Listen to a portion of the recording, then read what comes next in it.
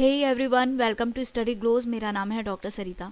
दोस्तों, आज हम बहुत ही इंपॉर्टेंट लेक्चर के ऊपर बात करेंगे। एक्चुअल में ये लैंग्वेज डेवलपमेंट से रिलेट करता हुआ थ्योरी है और ख़ास करके वो सारे स्टूडेंट जो कि टीचर के तौर पे अपने आप को इन फ्यूचर देखना चाहते हैं, सी टेट या किसी भी स्टेट टेट की वो प्रिपरेशन कर रहे हैं, बीएड के स्टूडेंट है, डीएलएड के स्टूडेंट है, उनके लिए तो बहुत ही ज़्यादा इंपॉर्टेंट है। और इसके अलावा चूंकि ये लैंग्वेज डेवलपमेंट से रिलेट करती हुई थ्योरी है, तो इसको कोई भी पढ़ सकता है और जान सकता है कि किस तरीके से भाषा का विकास हो रहा है नोम चॉम्स्की के अकॉर्डिंग। देखिए दोस्तों, पहले तो मैं आपको नोम चॉम्स्की के बारे में थोड़ा सा बता दूं कि ये है क्या। बहुत बड़े विद्वान हैं ये, ठीक है, बहुत बड़े विद्वान हैं और बहुत ही बुजुर्ग हो चुके हैं क्योंकि 1928 में इनका जन्म हुआ था। यह अमेरिकन लिंग्विस्ट है, फिलोसफर है, कॉग्निटिव साइंटिस्ट है, सोशल पॉलिटिकल एक्टिविस्ट है। तो इस तरीके से आप देख रहे हैं कि बहुत ही ज़्यादा इनमें क्वालिटी है। और सबसे बड़ी बात, इन्हें कहा जाता है the father of modern language development. ये father of modern language development के तौर पर भी जाने जाते हैं। तो देखते हैं कि लैंग्वेज को लेके इन्होंने क्या डेवलपमेंट की हुई है। दोस्तों, चॉम्स्की ने अपने ये जो लैंग्वेज डेवलपमेंट थ्योरी है इसको प्रोपाउंड किया था अराउंड 1959 के आसपास। और ये थ्योरी इस बात पे बिलीव करती है कि लैंग्वेज लर्न करना एक जन्मजात क्वालिटी है। यानी कि आप देख सकते हैं, he believes that the ability to learn language is innate in the child. एक बालक में जो लैंग्वेज है वो लर्न करने की जो क्षमता होती है वो जन्मजात होती है, वो इनेट पावर होती है। जन्म से ही बच्चा एक लैंग्वेज को सीखना शुरू कर देता है और उस लैंग्वेज को वो इनहेरेंट करता है। यानी कि अपनी जो फैमिली है, जो लैंग्वेज वो सुन रहा है, उसको वो इनहेरेंट करता है। That is the ability to acquire language is inherent in the student since childhood. बचपन से ही, बाल्यावस्था से ही बालक जो है या छात्र हैं, विद्यार्थी हैं, ये इस लैंग्वेज को इनहेरेंट कर लेते हैं, अपने अंदर इसे इम्बाइब कर लेते हैं। तो चॉम्स्की ये बताना चाह रहे हैं कि लैंग्वेज जो लर्निंग प्रोसेस है ये बचपन से ही शुरू हो जाती है, ये जन्मजात प्रोसेस होती है। इसके साथ ही ये बताते हैं कि this ability to acquire language last for a certain period of time. और ये जो क्षमता है, यानी कि जन्म से शुरू होने वाली लैंग्वेज लर्निंग की ये जो एबिलिटी है, ये एक पर्टिकुलर और एक सर्टेन टाइम तक ज़्यादा सक्षम रहती है, ज़्यादा तेज रहती है। ये टाइम क्या है दोस्तों? 5 साल की अवस्था। यानी कि किसी भी लैंग्वेज को एक्वायर करने के लिए, लर्न करने के लिए जो इफेक्टिव टाइम है वो 5 वर्ष तक का होता है। और 5 वर्ष के बाद क्या होता है दोस्तों कि लैंग्वेज को लर्न करने में डिफिकल्टीज आने लगती है। यहाँ लिखा गया है, after that we have to face difficulties in language in learning any language. यानी कि 5 साल की अवस्था के बाद अगर कोई बालक किसी भी लैंग्वेज को लर्न करना चाहता है, सीखना चाहता है, तो उसे कठिनाइयों का सामना करना पड़ता है। Because after that ability to learn language keeps on decreasing. क्योंकि इसके बाद 5 साल की आयु के बाद लैंग्वेज सीखने की जो क्षमता है दोस्तों वो गिरने लगती है, वो डिक्रीज करने लगती है।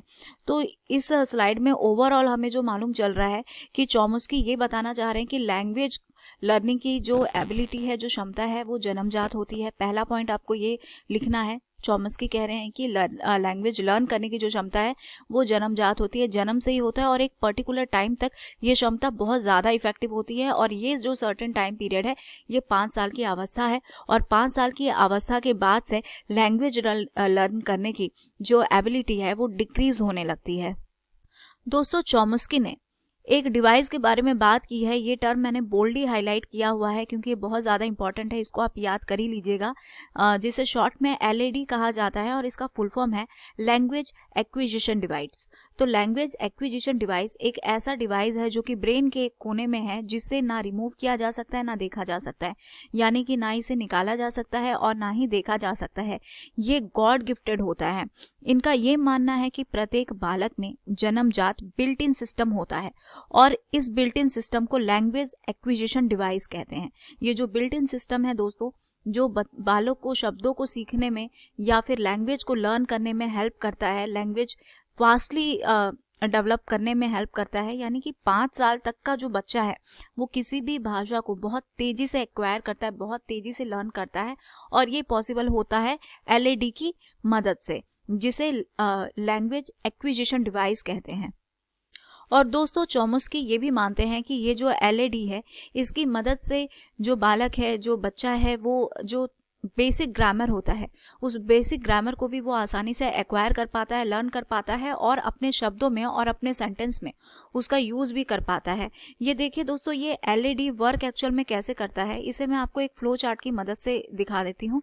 ये आपका लिंग्विस्टिक डाटा हो गया, ये एलईडी हो गया, और यहाँ पे ये निकल के आ रहा है उसका रिजल्ट, यानी कि ये इनपुट हो गया। लैंग्वेज से जुड़े हुए जो डाटा है, जो रॉ डाटा है, एनवायरनमेंट में दोस्तों जो भी हमें डेटा मिलते हैं लैंग्वेज से रिलेट करते हुए, तो ये जो लिंग्विस्टिक डाटा है इनमें बहुत सारे एरर रहते हैं, बहुत से मिसवर्ड रहते हैं, और एक करंट सेंटेंस को एक्सट्रैक्ट करने की जो एबिलिटी है वो प्रोसेसिंग करने का काम करता है एलईडी।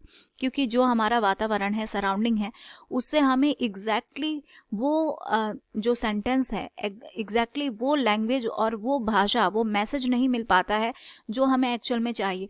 तो ये जो वातावरण है हमारा, ये जो एनवायरनमेंट है हमारा, इस एनवायरनमेंट में ये जो मिक्स और जो एरर डेटा होते हैं ये इनपुट होते हैं। ये इनपुट हमारे दिमाग में जाते हैं और एलईडी के पास ये पहुंच जाते हैं, यानी कि ये जो एलईडी है ये यूनिट है आपका प्रोसेसिंग, ठीक है। वहाँ पे ये प्रोसेस होते हैं, वहाँ ये फिल्टर होते हैं, और फिल्टर होने के बाद आउटपुट के रूप में ये हमारे मुंह से निकलना शुरू हो जाते हैं। ये आउटपुट क्या है?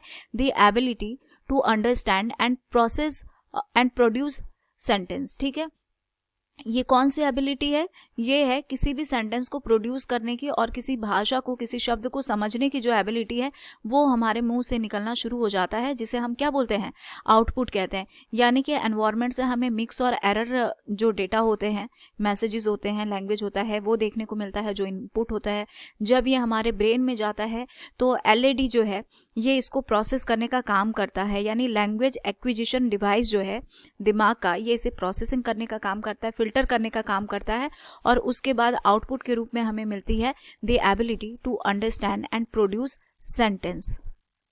यहाँ पे चॉम्स्की ने क्लियर भी किया हुआ है कि जो लर्निंग एबिलिटी है, यानी कि लैंग्वेज लर्न करना या व्याकरण को, यानी ग्रामर को लर्न करना, ये क्षमता बच्चों में जन्मजात होती है।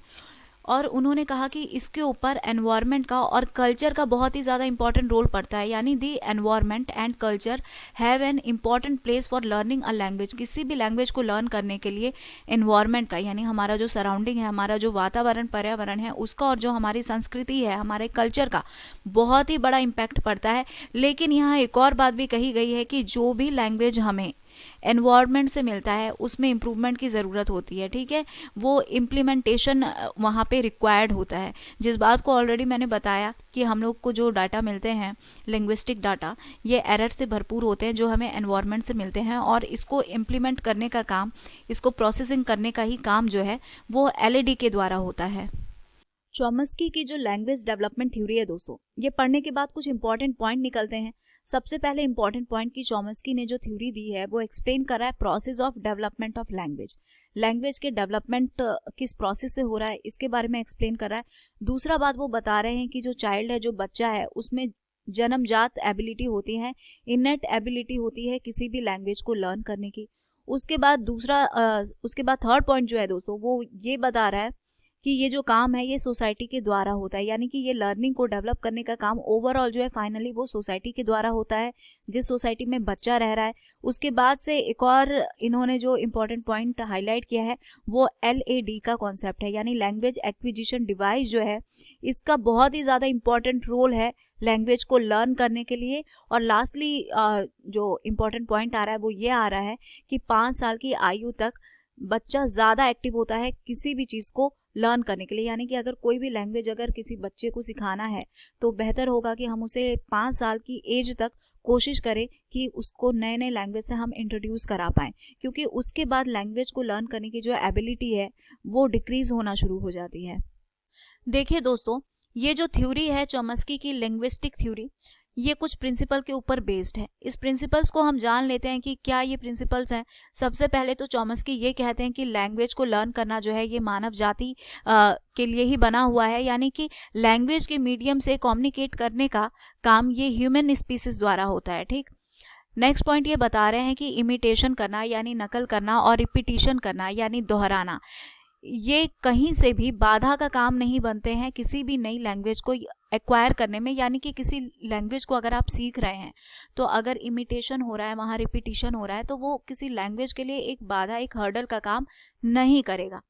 तीसरा पॉइंट ये बोलते हैं कि अगर कोई बालक जो है साउंड इमिटेट कर रहा है, साउंड निकाल रहा है, तो ये साउंड जो है वो ऐसा नहीं है कि वो रिपीटिशन प्रोसेस से आ रहा है, बल्कि ये साउंड जो है उसकी एक्विजिशन डिवाइस से आ रहा है। यानी कि वो जो LAD हमने देखा था, उस LAD की मदद से ये जो साउंड वो इमिटेट कर रहा है, ये साउंड LED की मदद से उसके मुंह से निकल रहा है, ना कि उसकी रिपीटिशन हैबिट की मदद से। लास्ट पॉइंट ये बताते हैं कि जो लैंग्वेज है वो एक ऐसी प्रॉपर्टी है जो कि डिपेंड करती है, आपका इंडिपेंडेंट और स्वतंत्र है ये, ठीक है। एक लैंग्वेज जो है एक ऐसी संपत्ति है, एक ऐसी प्रॉपर्टी है जो कि इंडिपेंडेंटली फंक्शन करती है, और ये डिपेंड करता है उस व्यक्ति के इंटेलेक्चुअल और उसकी जो वैलिडिटी है उसके ऊपर ये चीज़ें जो है दोस्तों ये निर्भर करती है। तो ये कुछ इंपॉर्टेंट प्रिंसिपल थे जिनके ऊपर चॉम्स्की का ये थ्योरी एग्जिस्ट करता है।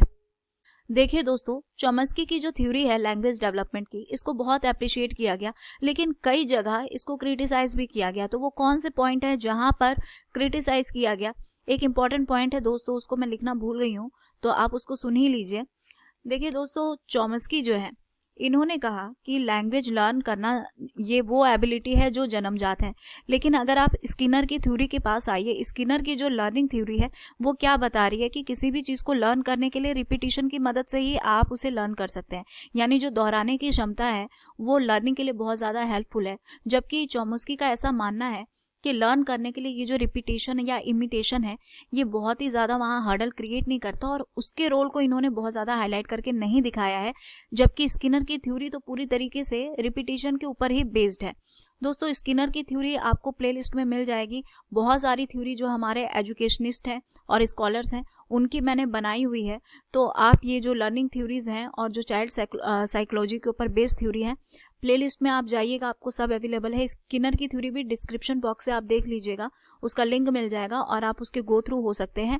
ऑपरेट कंडीशनिंग थ्योरी जो स्किनर ने दी थी वो चॉम्स्की से बिल्कुल अलग है।